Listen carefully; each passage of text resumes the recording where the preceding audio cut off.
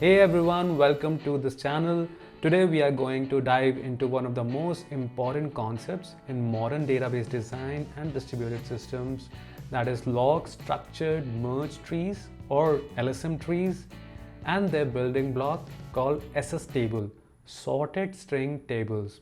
So if you've ever wondered how the databases like Cassandra, RocksDBs, LevelDBs, or even parts of DynamoDB handle massive write-heavy workloads without slowing down, then this is the key. LSM trees are optimized for write fast, making them perfect for logging, analytics, time series data, and big data systems. Most traditionally, like MySQL or PostgreSQL, we use B plus trees for indexing. They're great for reads and range queries, but the data is organized on a disk in a way that minimizes the random seeks. But what about writes? So when you update or insert a key, B-tree often requires random disk writes. Read a page, modify it, and write it back. On spinning hard disk, random writes are slow. They are 1,000 times slower than the sequential writes. Even on SSD, random write causes write amplification and then a wear. So in the write-heavy apps like social media or IoT sensors or transaction logs, this becomes a bottleneck.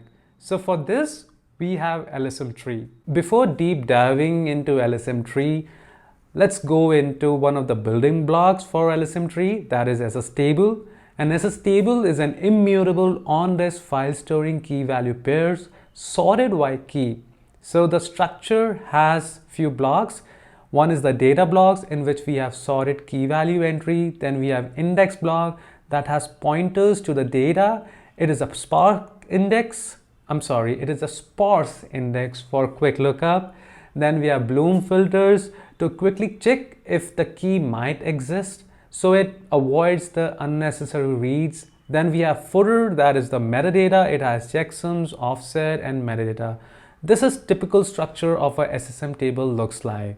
So taking a next step, we will discuss how we store in SSTable or how we search. So in SS storage, we store in log files. So it's like an append log files. Essentially, whenever a log is appended, it is written to the end of the file, and each log file has a fixed size. When it reaches the fixed size, a new segment is generated or a new file is spun up. So if you see, this diagram has segment 1, segment 2, segment 3. So segment 1 is the latest log file. Similarly, segment 2 and segment 3 are the older ones. These are typically sorted by the key. So the key is the string. So for example, handbag, handful, handcap, handcuff, handful, handcuff. So these are sorted by the key. When a compaction algorithm happens, it's simple, just like a merge sort. So in a merge sort, you are merging the sorted set, and whichever is the latest key, that is in this case, segment 1 is the latest key, that is taken, and the older ones are shred away or not used.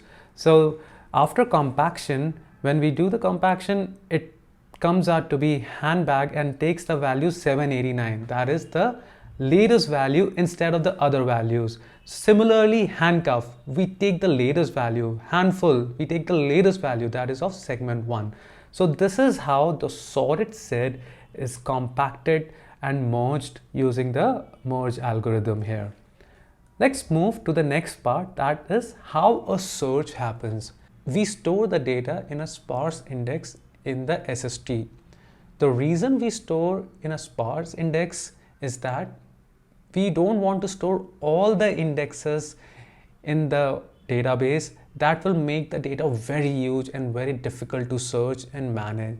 So we choose few keys with the byte offset, that is the location to the memory. Let's take an example. Suppose I want to search handbag. Now for handbag, I know that somehow it will lie between hand and handsome. That is, it will lie between offset 10213 and 10466. Now I have the memory addresses. I will only search sequentially on the disk between 10213 and 10466. So this is how the search becomes easier in this case, and that is how a search happens in SST. Now once some data is written, the SSTable never change. They are append only when created. They're immutable. This makes them crash safe and efficient. SSTables alone aren't enough for a full database because frequent flushes would create too many tiny files, and this is where the LSM tree comes in. So let me show you how the LSM tree looks like, the big picture. An LSM tree is a multi-level structure. L0 is the newest data, often unsorted or partially overlapped, whereas level L1 and L2, these are larger, sorted, non-overlapping key ranges. Each level is 10x bigger than the previous one. This is how the typical structure looks like. So at the top, an in-memory component called the Memtable, usually a sorted structure like a skip list or a red-black tree. There's also a write-ahead lag on disk for the durability. In case we lose the Memtable, we can reconstruct the tree using the WAL. Now the write happens is we write it to the Memtable, and when the log file fills up, it reaches the limit, it is written to an immutable Memtable. From there, it is flushed to SSTable, and when the SSTables are formed, the merge and compaction algorithm merges the SST files and create a new indexing. When the write comes, apart from writing to the memtables, we also write to the WAL.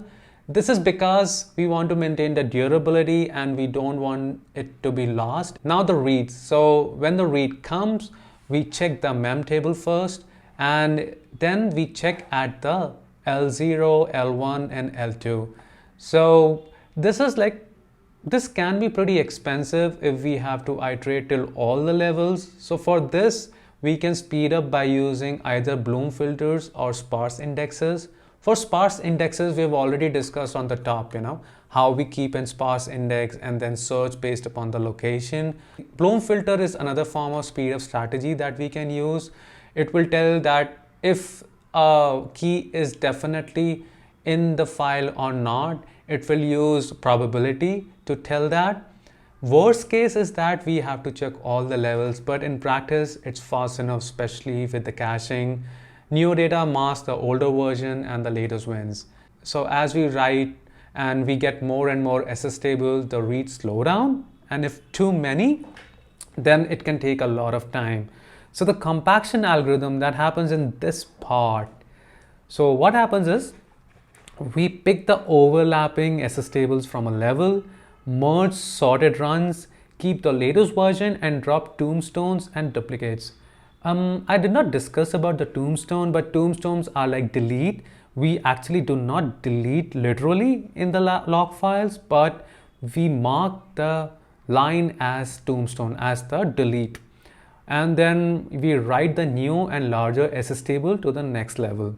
Some of the compaction strategies are level compaction and size tiered. In level compaction, it is used by RocksDB and LevelDB. It has fixed size level, minimum overlap, better reads, and more write amp. Whereas size tiered, it's used by Cassandra. We merge similar sized files which has a better writes. We can discuss about the pros and cons. Now the pros, as we know, it's blazing fast writes. We write at 1 million TPS, it will write it. Similarly, this makes the high throughput for ingestion. We have high throughput and then we have crash recovery using the WAL. Now, some of the cons I would say is slow reads. Then the compaction uses CPU and disk.